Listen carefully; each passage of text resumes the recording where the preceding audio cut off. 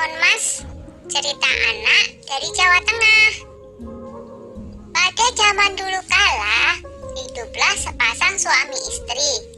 Mereka adalah petani yang tinggal di sebuah desa di dekat hutan. Mereka hidup bahagia. Sayangnya, mereka belum dikaruniai seorang anak. Setiap hari mereka berdoa kepada Yang Maha Kuasa agar segera dikaruniai seorang anak. Suatu hari, seorang raksasa melewati tempat tinggal mereka. Raksasa itu kemudian memberi sebuah biji mentimun. Tanamlah biji ini, nanti kau akan mendapatkan seorang anak perempuan, kata raksasa. Terima kasih raksasa, kata suami istri itu. Tetapi ada syaratnya. Pada saat usianya 17 tahun, kalian harus serahkan anak itu kepadaku, saut raksasa. Tanpa pikir panjang, mereka segera menerima biji itu dan menyetujuinya. Suami istri itu kemudian menanam biji mentimun itu. Setiap hari mereka merawatnya dengan baik. Beberapa bulan kemudian tumbuhlah sebuah mentimun yang berwarna keemasan. Buah mentimun itu semakin lama semakin besar dan berat. Ketika masak, mereka memetiknya. Dengan hati-hati, buah itu pun mereka potong. Betapa terkejutnya mereka, karena di dalam mentimun itu ada seorang anak bayi perempuan yang cantik dan lucu. Tahun demi tahun berlalu, Timun Mas tumbuh menjadi gadis yang cantik jelita. Kedua orang tuanya sangat bangga padanya.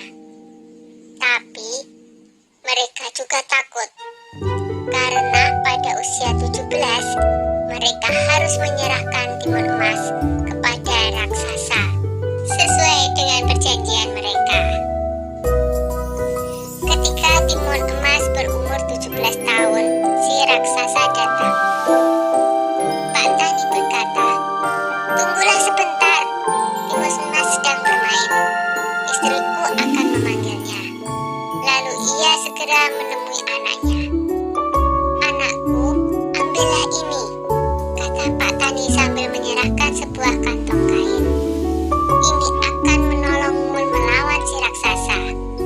Sekarang, larilah secepat mungkin." Timun Mas pun segera melarikan diri. Raksasa segera berlari mengejar Timun Mas. Raksasa semakin dekat. Timun Mas segera mengambil segenggam garam dari kantong kainnya. Lalu, garam itu ditaburkannya ke arah raksasa. Tiba-tiba, muncullah sebuah laut di depan raksasa. Dia terpaksa berenang dengan susah payah. Timun Mas berlari lagi, tapi kemudian raksasa berhasil mendekatinya. Timun Mas kembali mengambil benda ajaib dari kantongnya dan dilemparkannya ke arah raksasa. Seketika muncullah pohon dengan ranting dan duri-duri tajam menghalangi si raksasa.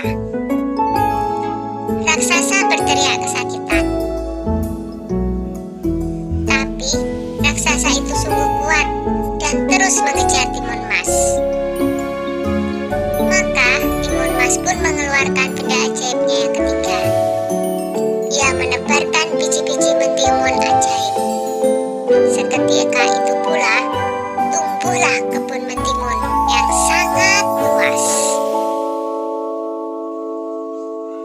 Sampai akhirnya Timun Mas melemparkan benda ajaib terakhirnya, yaitu segenggam terasi udang yang berubah menjadi danau lumpur yang sangat luas. Raksasa itu akhirnya terjerembab di danau lumpur itu dan tak bisa lolos lagi. Timun Mas selamat dari kejaran raksasa. Timun Mas pun kembali ke rumah orang tuanya.